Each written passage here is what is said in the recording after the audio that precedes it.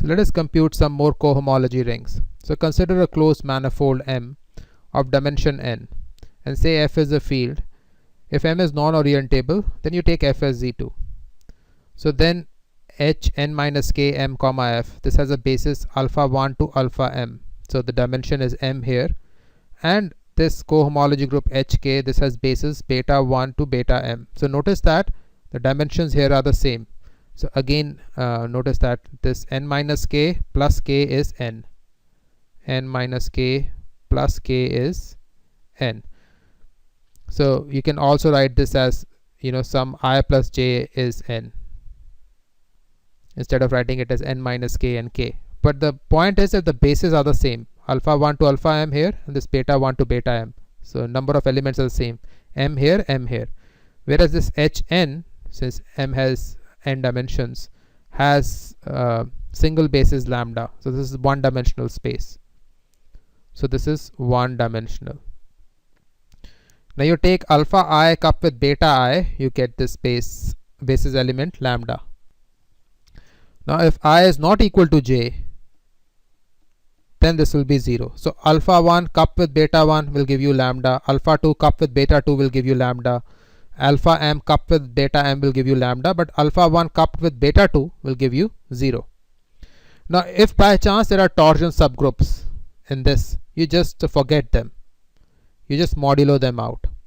So that is in the above theorem. This will still hold with if hi is replaced with hi modulo out ti, where ti is the corresponding torsion group. This is the torsion subgroup which is within hi.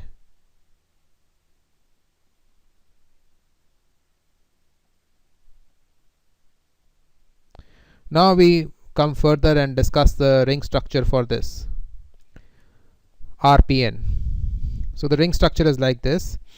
So this alpha I lies in the ith cohomology group. Alpha I cup with alpha j is alpha I plus j if I plus j is less than equal to n, and 0 if I plus j is greater than n.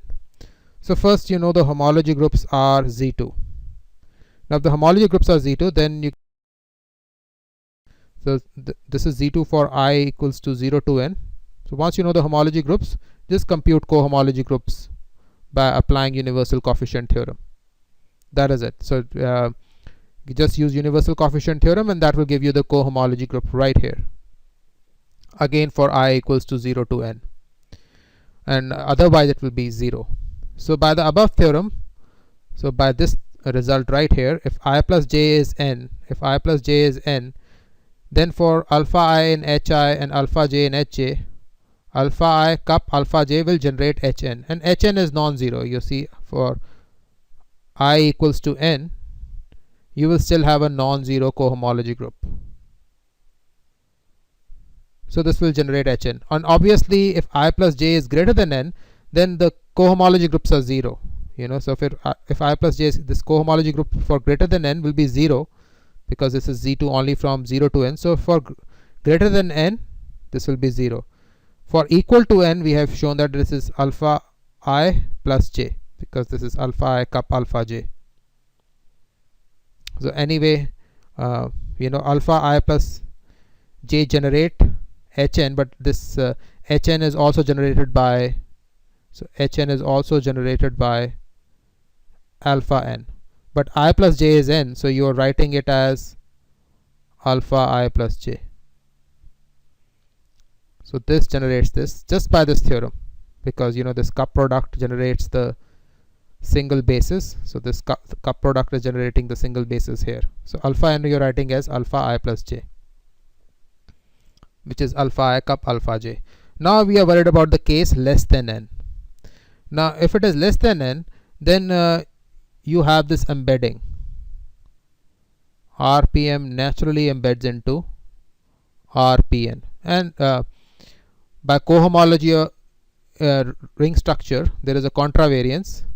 So corresponding to natural embedding, you have contravariance. So H star RPN to RPM. So reversal of arrow.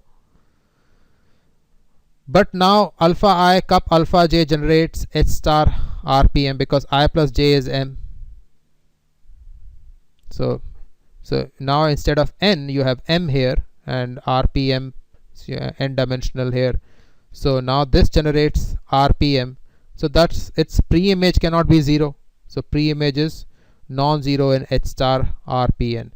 So you just decrease the dimensions and you see that you take the pre-image, it is 0. So for less than also this holds. So this we have shown, this we have shown.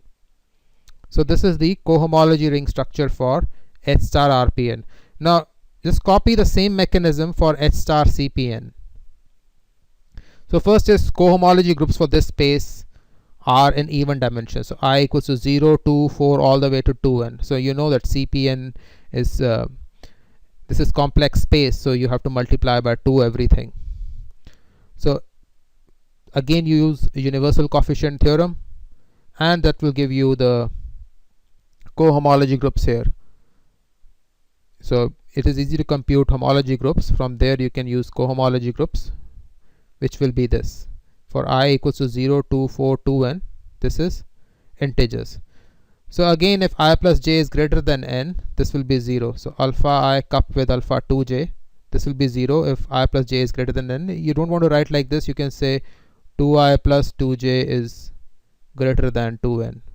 Same thing. So this will be 0 because higher than 2n the cohomology groups become 0. And the generators corresponding to cohomology groups are alpha 2, alpha 4, alpha 2n. Again, copy this right here. You can write it as 2i plus 2j is less than equal to 2n. So precisely the same reasoning follows here, and you can copy this right here. So now the generator is obviously in dimension 2, dimension 4. So this is in dimension 2, this is in dimension 4, this is in dimension 2n. And then you can copy the same things. Now this has been taken from page 75 of Elements of Homology Theory.